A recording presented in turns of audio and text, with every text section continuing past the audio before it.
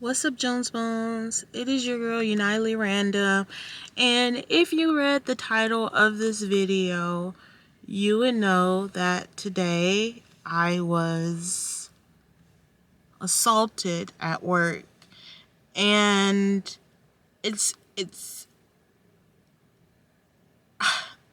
the reason I'm making this video is because I had already planned on recording a video when I got home today because, it's Friday and I didn't record the video yet. And I was like, I'm going to record this video when I get home so I can go ahead and post it. But then this situation happened and I gotta be honest with you, I don't feel like doing a Friday video. I kind of just feel like crying. I'm very upset with myself, and I know that I shouldn't be upset. It's really strange because it took me back to when I was in Korea and I got attacked. And before you guys get worried, the police are involved, and I did write a statement and everything. So it's not just being swept under the rug, it's being taken care of. But let me go ahead and explain this for everyone to understand, or everyone to be on the same wavelength as me right now.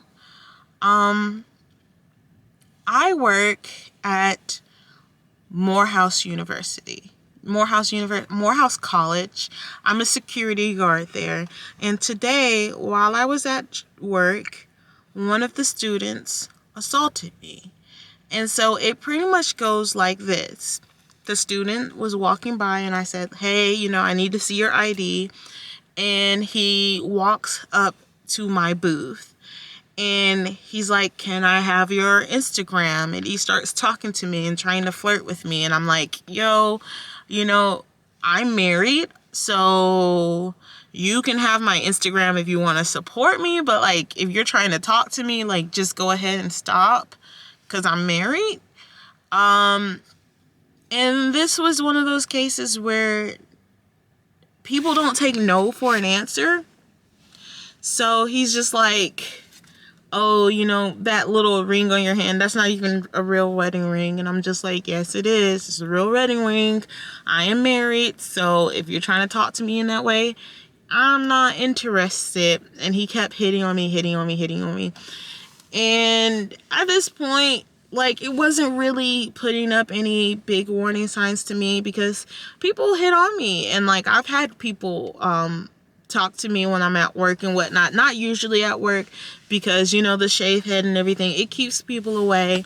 And the uniform isn't flattering. It's not showing any cleavage or anything. So it's just in my mind, I'm like, why is this guy trying to talk to me right now? And I already told him I'm married. I'm not giving him any, I don't know. I wasn't leading him on. And he just keeps going and going and going. And he's just like, okay, now he has my Instagram and now he's trying to get my number. And I'm just like, nah, I'm good and everything. And he just pretty much grabs my phone. He puts his number in and he sends it to, he calls himself. So at this point, he's like, oh, I'm going to save my number in your phone. And it's just all over the place. Honestly, this story is all over the place because I think once I walked away from this situation and I just breathed, everything started to jumble up. But here's where the assault comes into play, right? So this student is in my booth and he's like, I'm not leaving until you give me a hug. And if you're a girl, you've been in these situations where people are like, I'm not leaving until you give me your number, and I'm not leaving until you give me a hug. And I guess because I've come from situations where I've been molested before, I've been hurt in these ways before, I was just like, oh my gosh, just give him a hug and get over with. And I know, you gave him a hug, Aaliyah.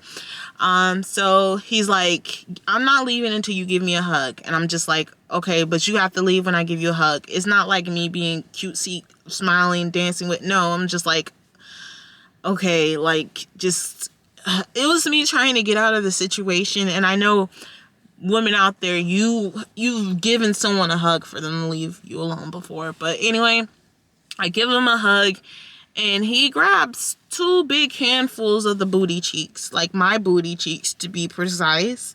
And I'm trying to pull away, and I'm like, you can't touch me like that. I am a married woman. And I keep saying, I am married. Don't touch me like that. Like, that's not cool. Like, don't, like, stop. And he's holding, and I'm trying to pull away. And at that time, students happen to walk by. So he sees the students walking by, and he lets go of me, and he starts talking to the other guys, right? And at this point, I sit back down, and I'm like, okay, he's about to leave, because the guys come up. You guys know each other. You guys are going to walk back to your place together. No. He comes inside of my booth, closes my door, and he pulls my mask down, and he's trying to kiss me on my lips. And I'm covering my lips with my hand like, I am married. Please stop. Like, I don't want to kiss you. I am married. Please stop. He keeps trying to kiss me. I'm pulling away, and he ends up kissing me on my neck, right? And I'm just like, ugh. And you would think that that's where it ends. He kisses me on my neck, and he's like, okay, cool, I'm leaving. No. I'm all over the place. This literally happened probably like 2 hours ago. I'm all over the place. But did I tell you guys that he saved his number in my phone as Daddy? 'Cause he did. So he's kissing all on my cheek, and I'm pulling away, and he steps back and everything, and he's like talking to the guy, and I'm telling the guy, hey, can you get your friend?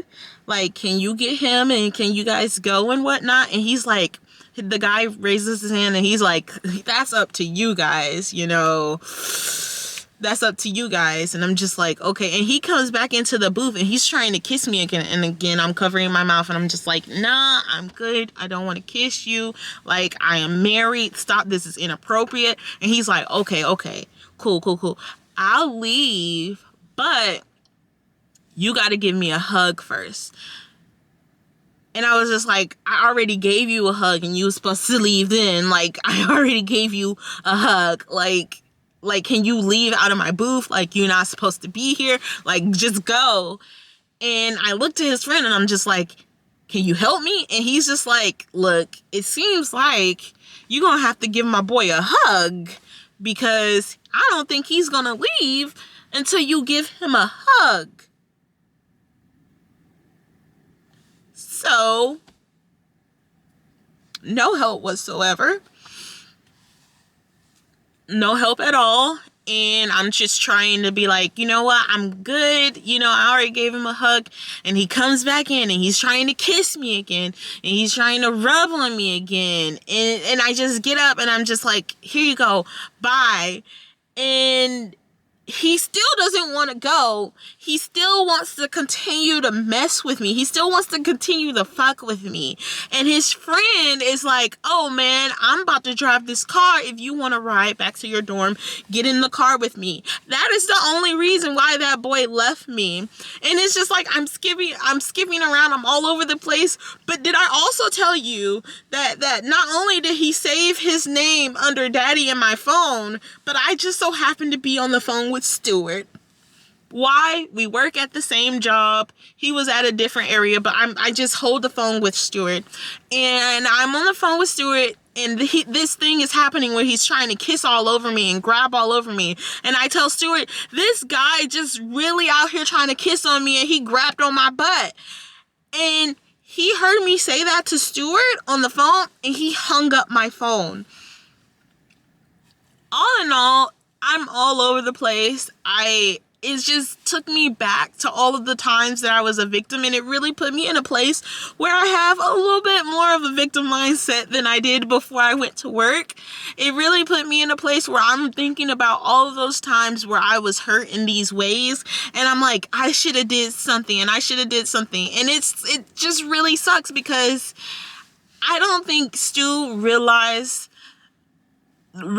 what just happened. And even me, I was in shock, and I was like, Stuart, this just happened, and I didn't start crying and I didn't start shaking until I told Stuart this just happened, and he was like, oh, you should have called the radio. And him telling me I should have called the radio just triggered the shit out of me, I must admit, because it was just like, now I feel like it's my fault. And before, when I was talking to Stuart or trying to tell Stuart what happened, it wasn't in my head feeling like it was my fault. It was like, this weird ass dude just did this thing. But once he said that, I felt like, oh, I should have called it in, or I should have done something different. And I just fucking froze, and I tried to play along so that I could get out of this situation, because I thought if I play along long enough, he would just go. And it was uncomfortable, and I just don't fucking know. I really don't fucking know, you guys. And